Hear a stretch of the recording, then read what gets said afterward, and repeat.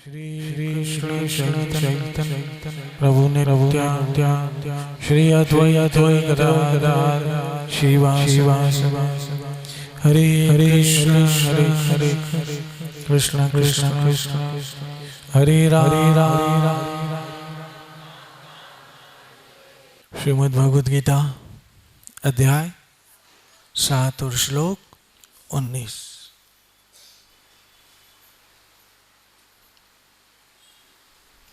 आपको कैसे पता पड़ा कि मैं आज 7वें अध्याय का 19वां ही श्लोक पढ़ूंगा?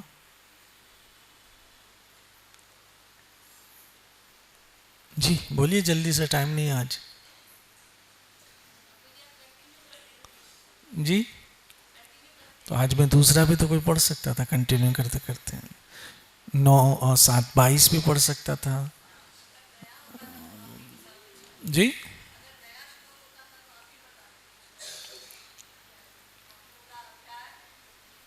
तो मैं कह सकता था अध्याय, तो हो सकता था अध्याय 8 भी होता। सुनिए, जिस तरह से आपको लगता है कि मैं रोज यही पढ़ रहा हूं, तो आज भी मैं वही पढ़ूंगा। वो आपका मेरे पर विश्वास था, ऐसे ही हमारा भगवान पे भी विश्वास कि रोज वो खिलाता है ना, तो आगे भी वही खिलाएगा। इतना विश्वास होना चाहिए। रोज वो पालता है, आगे भी वही पालेगा। भगवद गीता 7वां अध्याय और 19वां श्लोक। बहुनाम जन्म नामन्ते ज्ञानवान माम प्रपद्यते वासुदेव सर्वमिति समात्मा सुदुर्लभ।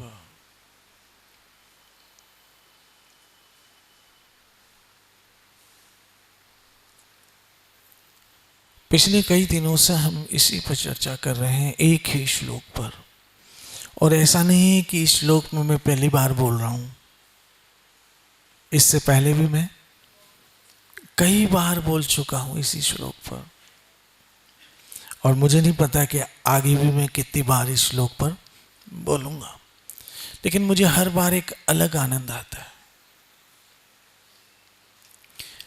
हर रोज एक अलग आनंद आता है। श्लोक एक ही है, लेकिन उसका आनंद बिल्कुल नया होता है, क्योंकि ये भगवान की वाणी है, कृष्ण की वाणी है। जैसे कृष्ण नवीन नूतन होते हैं सदैव, ऐसे उनकी वाणी भी नवीन नूतन होती है, जिसे हम साधारण शब्दों में एवरग्रीन कहेंगे। बहुत बहुत जन्मों के बाद किसी को ये ज्ञान होता है, वासुदेवम सर्वति समात्मा सुदुर्लभ। तो चर्चा हो रही थी कि बहुत जन्म 84 लाख योनि में भटकते भटकते भटकते भटकते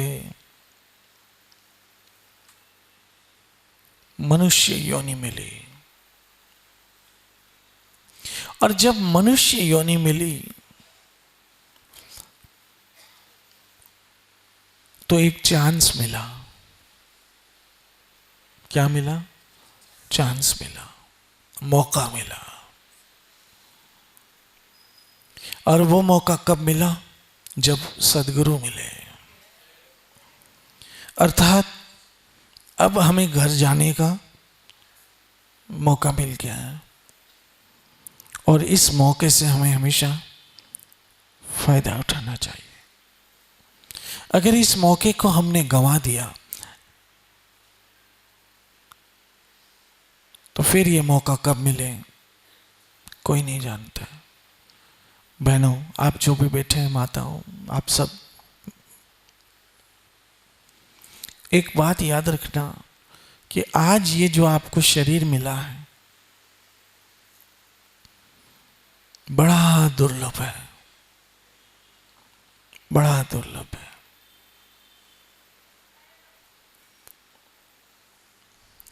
ये शरीर ही दुर्लभ है खुद में, और इसमें यदि सद्गुरु मिल जाए तो एक बहुमूल्य अवसर मिला है। इस अवसर का हमें पूरा लाभ लेना चाहिए। जैसे कि कल मैं चर्चा कर रहा था कि भगवान श्री कृष्ण पूर्ण ईश्वर है, साक्षात ईश्वर है, स्वयं ईश्वर है। वो किसी का ना अवतार है, ना किसी का एक्सपेंशन है, ना ही किसी का विस्तार है। वो स्वयं ही ईश्वर है, भगवान है। जैसे कल मैं चर्चा कर रहा था कि जो भगवान की 6 क्वालिटीज हैं, उसमें एक हम भूल रहे थे कल, शायद आप सभी भी। तो जो भगवान की 6 क्वालिटीज हैं, उसमें क्या क्या गुण है जरा आप मुझे बताते जाओ, तो मैं फिर खुद आपको वो बताता। जो जी, सर्व सुंदर, सर्वज्ञानी, सर्वत्यागी, सर्व फेमस यानी सबसे ज्यादा मशहूर, सर्वशक्तिमान,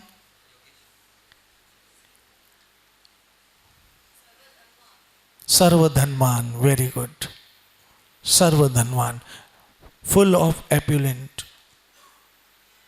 तो ये जो है 6 भगवान के गुण हैं शब्द, और इनकी व्याख्या की थी पाराशर मुनि ने। पाराशर मुनि ने। तो ये सारे के सारे गुण एकमात्र किसमें है? श्री कृष्ण में। कृष्ण लक्ष्मीपति है, इसलिए उनका नाम माधव है। माधव का अर्थ ही है क्या? लक्ष्मीपति। वो सर्व सुंदर है, इसलिए उनका नाम श्याम सुंदर है। वो सर्व त्यागी है, इसलिए वो योगेश्वर है। सर्वशक्तिमान है, सबका भार उठाते हैं, जनार्दन है। शक्तिमान खुद ही भगवान का एक नाम है। तो जो कृष्ण है, उसकी शरण सब मनुष्य क्यों नहीं लेते हैं?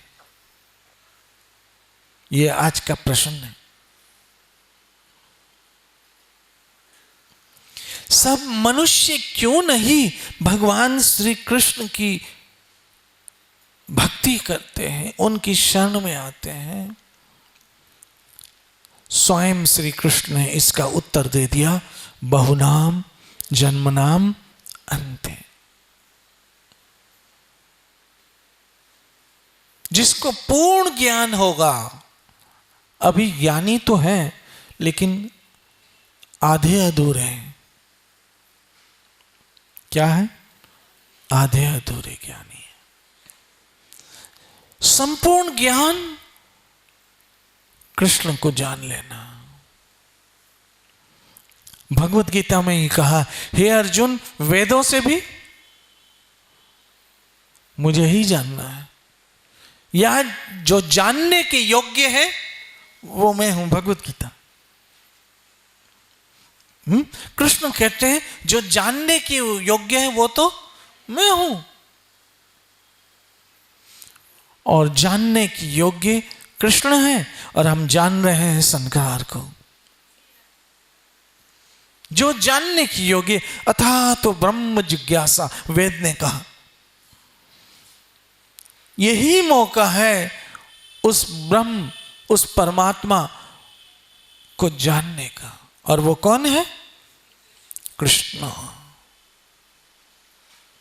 और ये मौका मिला है ये जान लेने का। और याद रखना, एक बात बताऊं, जब मौका मिलता है ना तो रिस्क भी उतना ही होता है। जितना बड़ा चांस उतना बड़ा रिस्क, जितना बड़ा चांस उतना बड़ा रिस्क। आपको चांस मिला है मनुष्य शरीर लेके कृष्ण की सेवा करने का, लेकिन उतनी ही माया आपको भ्रमित करेगी। मेरी माताओं बहनों मित्रों, माया जो किसी एक विशेष रूप में नहीं आ सकती, हर रूप, हर वो माया का रूप है जो आपको भगवान की कृष्ण की भक्ति भुला देता हो, वो सब का सब माया है। जो आपको हरि से दूर करे वो भी क्या है? माया है। जो आपको भगवान से दूर करे वो सब क्या है? भले वो किसी भी रूप में हो, लेकिन अगर भगवान से दूर कर रहे हो तो वो सब माया। माया कभी कभी बड़े सुंदर रूप में आती है, माया कभी कभी बड़े अट्रैक्टिव, आकर्षित रूप में आती है, और माया कभी कभी धर्म के रूप में भी आती है। वो धर्म जो आपको कृष्ण से दूर करता हो, हरि की विस्मृति कराता हो, स्मृति नहीं बल्कि विस्मरण होता हो, या आपके मन में भगवान पूर्ण पुरुषोत्तम के प्रति शंकाएं उठाने वाला धर्म हो, तो वह धर्म भी माया है।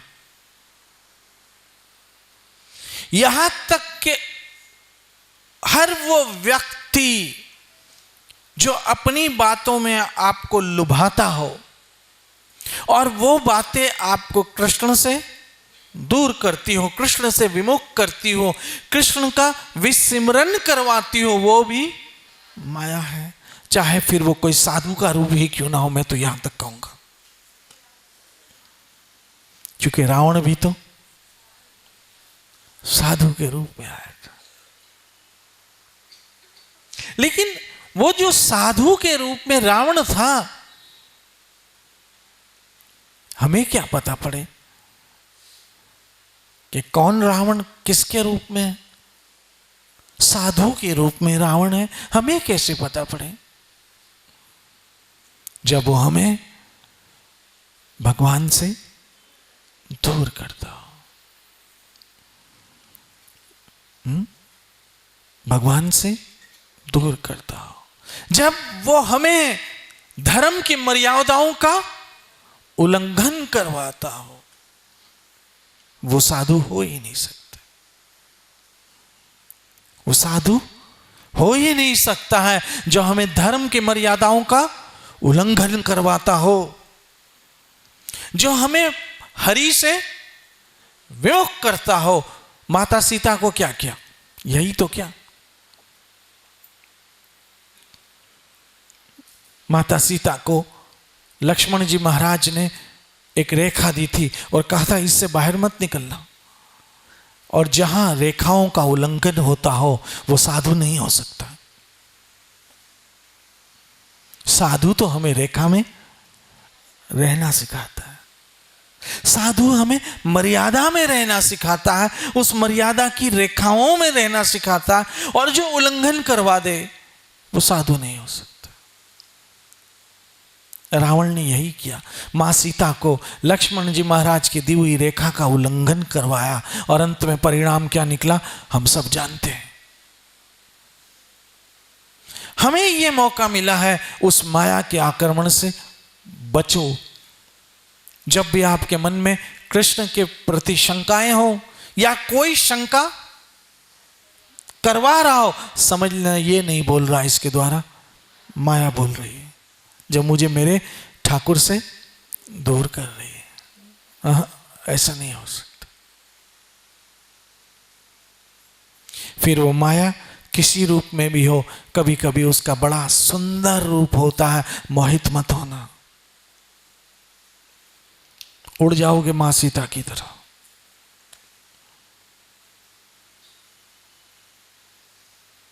उड़ जाओगे माँ सीता की तरह। वो तो आदि शक्ति माँ सीता थी समझाने के लिए, फिर भी वो राम राम राम राम राम राम भूली नहीं। हम तो उस माया में ऐसे खो जाते हैं कि पता ही नहीं चलता। ये याद रखना, या तो आपके जीवन में राम हो या आपके जीवन में काम होगा।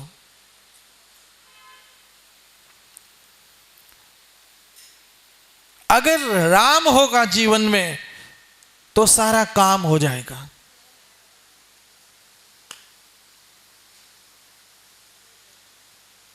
क्या बोलो? अगर राम होगा जीवन में तो सब काम हो जाएगा, और काम होगा जीवन में तो काम तमाम हो जाएगा। यही याद रखना।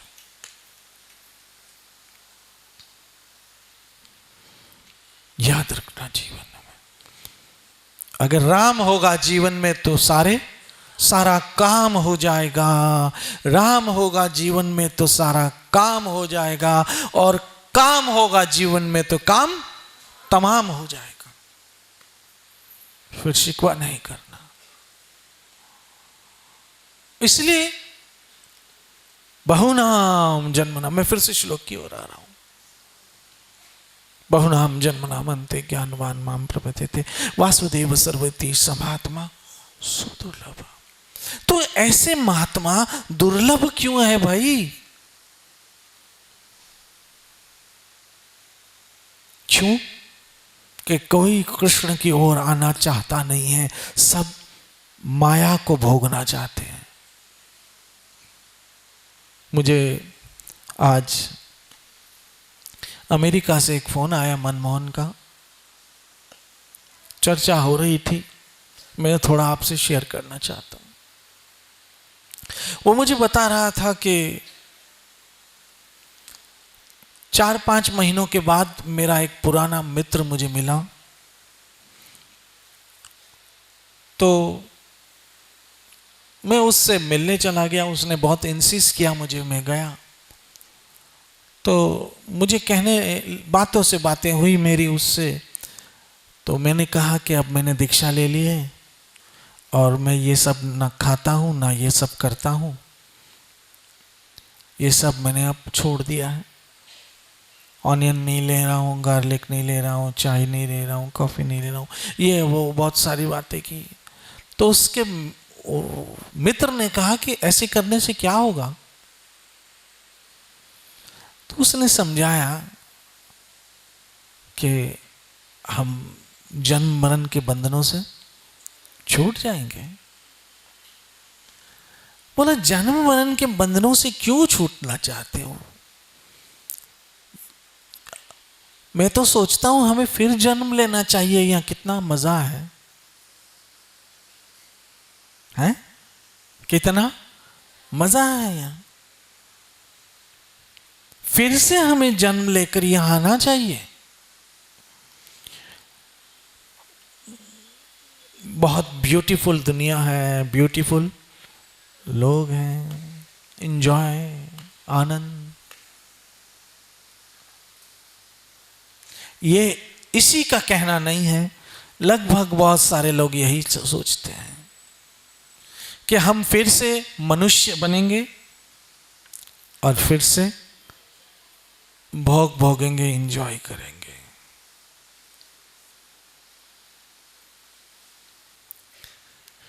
एक कहानी आपको सुनाता हूं, जरा सुनो। क्योंकि हम में से कोई भी इंद्रियों के भोग को छोड़ना नहीं चाहता। एक फैमिली मेरे पास आई और मैंने कहा, उन्होंने कहा, मुझे बता रहे थे कि हमने अपनी दादी माँ जिसके मुंह के दांत टूट चुके हैं, उसको कहा अब तो ये नॉनवेज खाना छोड़ दो, अब तो आप नॉनवेज नहीं खा सकती हो। बोला रस्से में रोटी खाती हूँ, फिर भी वो छोड़ने को तैयार नहीं है, जबकि उसके दांत नहीं है, फिर भी उसका वो स्वाद इंद्रियों का नहीं जा रहा है। बोला वो जो ग्रेवी होती है ना, उसमें रोटी को चूरा करके खाती। नहीं छूटता, और छूटे भी कैसे, कई जन्मों का इनका और हमारा साथ। हर जन्म में हमने इंद्रियों का भोग भोगा है, तो वो इंद्रियों का भोग भोगने की मन को आदत जो पड़ गई है, और हमारा संकल्प नया है और आदत पुरानी है, कैसे जाएगी? क्योंकि जब कुत्ते थे तब भी भोग भोगा, बिल्ली थी तो ऐसा थोड़ी था कि व्रत रखा था एकादशी का, बिल्ली बन के भी हमने भोग भोगा। सूअर थे तो थोड़ी सोचा था कि आज अमावस्या है या आज पूर्णमासी है, सब आने दो और सब खाने दो और हमको हर जगह जाने दो। तो हर जून में हमने जानवर बनकर हर जून में ये भोग को भोगा है, और अब मन को उसकी क्या हो गई? आदत हो गई। और एक बात बताऊं, आपने कुछ लोगों की कुछ हैबिट्स देखी होंगी। मैं बचपन में एक स्वीट वाले की दुकान पे जाता था मिठाई लेने, उसकी आदत थी वो हमेशा एक आंख को ऐसे ऐसे करता रहता था। नए आदमी को बहुत गुस्सा आता था कि क्या कर रहा है, खासकर माताओं को, लेकिन वो क्या करे बेचारा, अपनी आदत से मजबूर था, वो उसकी आंख ऐसे ऐसे ऐसे होती रहती थी। ऐसे ही एक व्यक्ति था, दूसरा, ये मेरा ऑब्जर्वेशन है, उसको चश्मे थे और वो हर कुछ मिनट के बाद ऐसे करता था। ये भी क्या है? आदत। तो अब उसको आप रोकोगे ना तो वो नहीं रुकेंगे। कई लोग ऐसे होते जिनको पैंट ऊपर करने की आदत होती। एक आदमी को मैं जानता हूं हर 2-3 मिनट में यूं करता है। क्या है उसकी? आप उसको रोको नहीं रुकेगा, उसका हाथ बांध दो नहीं होगा। एक आदमी को और को जानता हूं हर 2-3 मिनट में कॉलर क्यों करता हूं, ये उसकी क्या है? आदत। आप रोक नहीं सकते हो, और वो खुद को भी उस पर कंट्रोल नहीं है, अनजाने में भी वो ऐसा कर ही लेगा। कई लोगों की आदत होती हर 2-3 बात के जुमलों के बाद बोलता क्या बोलता हूं, क्या बोलता हूं, क्या बोला, क्या बोला। ये आपने भी मैंने 1-2 उदाहरण दिए, ऐसे कई वैरायटी आपने भी देखी होगी, बहुत सारी है। तो ये इंद्रियों को भी ऐसे भोग भोगने की क्या हो गई? आदत हो गई हर जूनी में। अब जब मनुष्य बने तो भी वही आदत इंद्रियों की भोग भोगने की,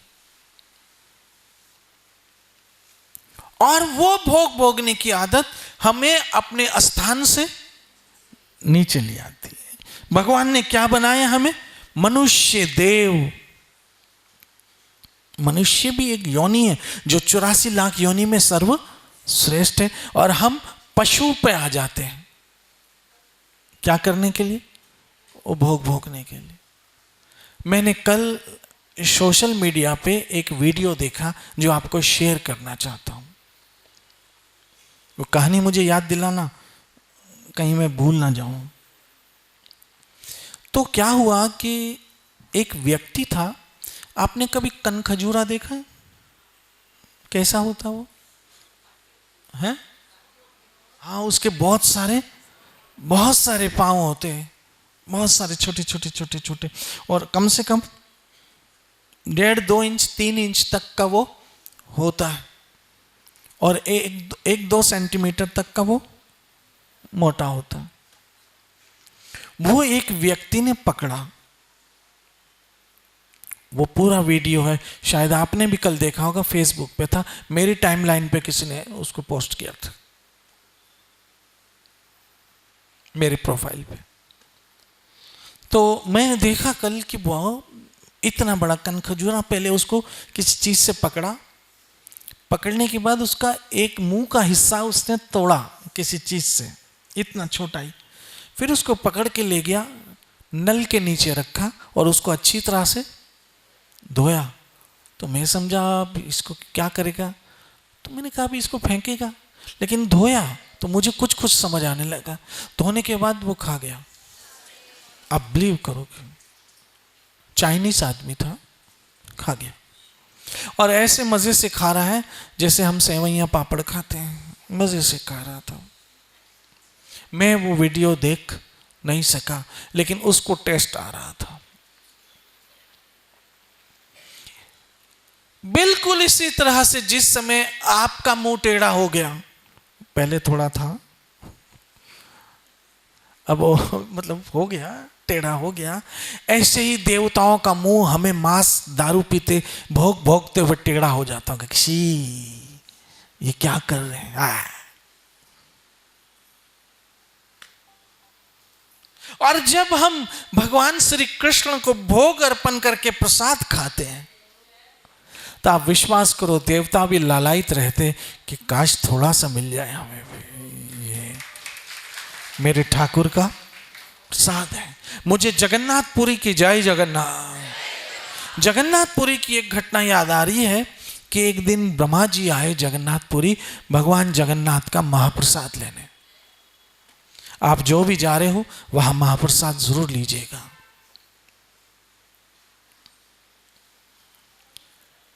वहां पर लेकिन ऐसे समय ब्रह्मा जी आए जब पूरा महाप्रसाद समाप्त हो चुका था, लेकिन उनको लालसा थी भगवान जगन्नाथ के महाप्रसाद की। तो जो पातल पड़े होते हैं उसमें से थोड़ा मिला और ब्रह्मा जी ने सर ऊपर धारण करके उस महाप्रसाद को लिया, क्योंकि वो भगवान को अर्पण। जब आप अपने घरों में कृष्ण को भोग लगा के खाते हो, उससे उत्तम कुछ नहीं है खाने के लिए, कुछ नहीं है उत्तम खाने के लिए। महाप्रसादे गोविंदे नमो ब्रह्मणि वैष्णवे स्वल्प पुण्य वितन राजन विश्वसो न विजायते। लेकिन जैसे वो उसके मित्र ने कहा कि हमें तो बार बार यहां जन्म लेना चाहिए, यहां कितना मजा है, आनंद है, बार बार हम मनुष्य बने आए और एंजॉय करें, क्यों जन्म मरण से छूटना चाहते हो। तो याद रखना, जो जहां पर है, जो जहां पर है वो अपने इंद्रियों को भोगों को छोड़ना नहीं चाहता। दारू वाला कहता है ये मेरे यार के जैसी है, छोड़ी न जाए। वो जो जहां पर है वो छोड़ने को तैयार नहीं है। तो मुझे एक कहानी याद आ गई, छोटी सी शास्त्रों की है, इंद्र की। नाम तो सुना होगा इंद्र का। एक दिन इंद्र अपने किसी कर्म या किसी कारणवश सुअर हो गया, याद है ना ये कथा। जब इंद्र सुअर हो गया तो सुअर कहां रहता है, कीचड़ विष्टा गंध वहां। तो बहुत समय हो गया, बृहस्पति जी आए थे उनके गुरु, तो वो जब देखने आए किसको, इंद्र को, कि ये इंद्र राजा है कहां का, स्वर्ग का, और ये जब सुअर बना है तो बहुत बहुत दुखी होगा और बहुत परेशान होगा, क्योंकि वहां तो सारी विष्टा कीचड़ है, बहुत दुखी होगा। लेकिन जब वो आए तब इंद्र तो बहुत मौज में बैठा था। समझने की बात है, जैसे कोई बियर बार में मौज में बैठा, इधर ग्लास, उधर चिकन लेग, उधर एग, उधर सोडा, उधर डांस हो रहा है और गाने बज रहे हैं, और ये खुद राजा इंद्र बना पड़ा है। बस उसकी भी ये हालत थी। श्री राधे, उसकी ये हालत। उन्होंने कहा बृहस्पति जी ने, इंद्र कहां हो? बोला बहुत मजे में हूं। अरे कहां हो तुम? बोला बहुत मजे में हूं, मुझे डिस्टर्ब नहीं करो। देखा नहीं है मैंने बाहर बोर्ड लगाया है, डोंट डिस्टर्ब। उन्होंने कहा होगा भाई मुझे तो संस्कृत पढ़ना आती है, आपने इंग्लिश में लगाया, मुझे क्या पता, ऐसे कुछ हो सकता कहा हो, लेकिन मैं कह रहा हूं निकलो बाहर, तुम राजा इंद्र हो, कहां के रहने वाले? अमरावती के, इंद्रपुरी के रहने वाले हो। कहा महाराज ये स्वर्ग से क्या कम है, खाने को रोज फ्रेश विष्टा मिलती है और कोई कमी नहीं है, रोज नए नई विष्टाएं मिलती फ्रेश। और तो और कितनी सुवर्णियां पड़ी हैं, देखो तो सही, एंजॉय, आनंद।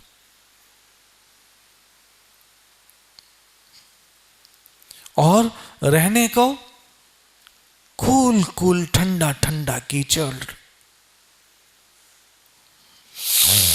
वाह क्या खुशबू है। उन्होंने सर पटक लिया, वाह क्या हालत। प्रभुपाद जी महाराज तब कहते हैं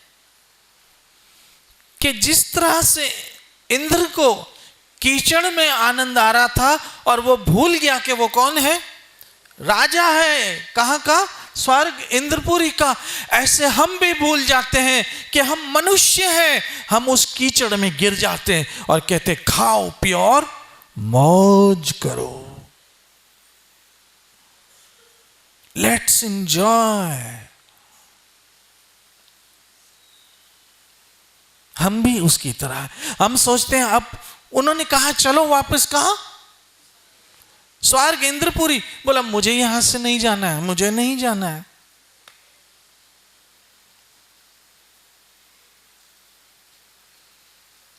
चल चल मेरे भाई, तेरे हाथ जोड़ता हूं तेरे पांव। बोला मुझे तो यहां से जाना ही नहीं है, नो।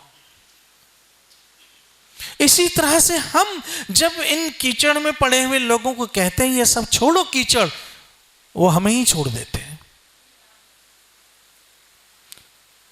हम कहते हैं ये छोड़ो, वो कहते हैं सत्संग छोड़ेंगे लेकिन ये नहीं छोड़ेंगे, भक्ति छोड़ेंगे लेकिन ये नहीं छोड़ेंगे, क्योंकि वो जिस कीचड़ में है उनको एंजॉय आ रहा है, मजा आ रहा है।